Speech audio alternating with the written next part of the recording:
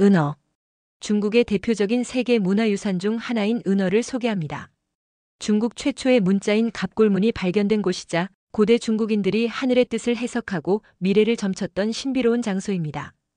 그런데 여러분, 거북이 등껍질에 글자를 새기고 불에 태워 점을 쳤다는 사실 믿어지시나요? 이곳에서 발견된 수많은 갑골문은 고대 중국의 정치, 종교, 문화가 어떠했는지를 알려주는 중요한 단서가 되고 있습니다. 은어에서 행해졌던 신비로운 전복의 세계로 떠나보겠습니다. 은어는 중국 상나라 후기약 기원전 1300년에서 1046년의 수도였던 곳으로 오늘날 허난성 안양에 위치해 있습니다. 중국 최초의 문자 기록이 발견된 곳입니다. 특히 거북이 등껍질과 소의 어깨뼈에 새겨진 문자들이 대거 출토되면서 고대 중국이 얼마나 체계적인 사회였는지가 밝혀졌습니다. 그렇다면 당시 은어에서는 누가 점을 쳤고 사람들이 이를 어떻게 받아들였을까요? 상나라의 제사장은 신과 왕을 잇는 존재이며 점을 치는 역할을 맡았던 사람들은 제사장이었습니다. 그들은 단순한 종교인이 아니라 왕과 신을 연결하는 가장 중요한 위치에 있었습니다. 왜냐하면 당시 사람들은 왕이 신의 뜻을 따라야만 나라가 번성할 수 있다고 믿었기 때문입니다. 제사장의 역할은 왕이 궁금해하는 일을 신에게 물어보고 점을 치는 과정 전복을 주관하며 거북이 등껍질과 소의 어깨뼈에 질문을 새기고 불에 태워 갈라진 금의 모양을 보고 신의 뜻을 해석하여 왕에게 결과를 보고를 합니다. 이처럼 제사장은 단순한 사제가 아니라 국가의 운명을 결정하는 중요한 인물이었습니다. 그렇다면 당시 일반 백성들은 전복을 어떻게 받아들였을까요?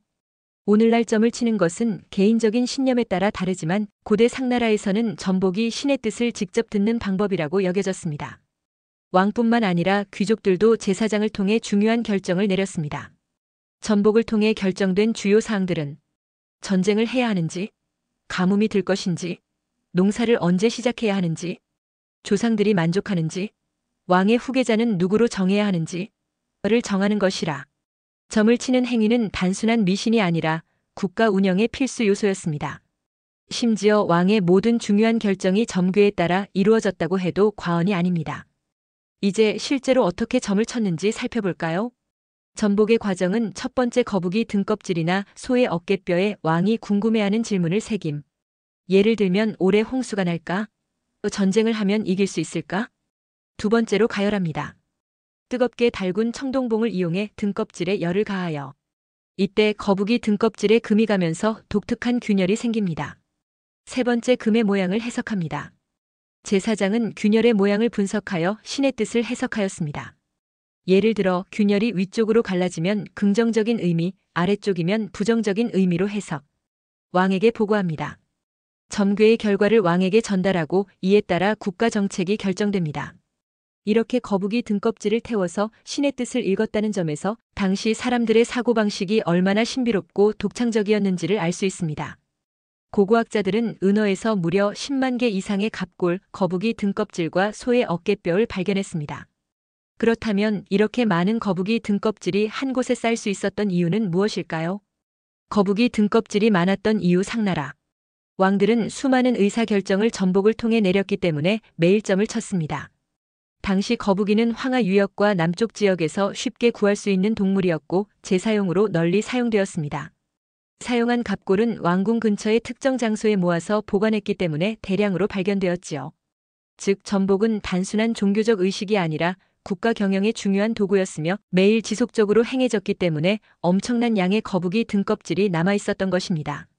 오늘날 은어에서 발견된 갑골문은 중국 최초의 문자 기록으로 인정받고 있습니다. 이 갑골문이 없었다면 우리는 상나라가 실제로 존재했는지조차 확실히 알지 못했을 것입니다. 오늘날 갑골문의 의미는 중국 최초의 문자이며 시스템의 기원이 되었습니다. 고대 중국인들의 생활, 정치, 신앙을 알 수 있는 중요한 자료이며 상나라 왕조의 존재를 증명한 역사적 유물입니다. 이처럼 은어는 단순한 유적지가 아니라 고대 중국의 지혜와 사상이 담긴 보물창고라고 할 수 있습니다. 오늘은 은어와 거북이 등껍질에 새겨진 신비로운 점괘에 대해 이야기해 보았습니다. 여러분은 상나라 사람들이 신의 뜻을 읽기 위해 사용했던 전복에 대해 어떻게 생각하시나요?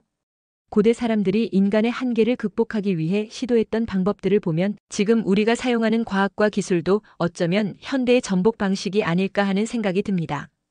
앞으로도 흥미로운 세계 문화유산 이야기를 계속 들려드리겠습니다. 그럼 다음 영상에서 만나요.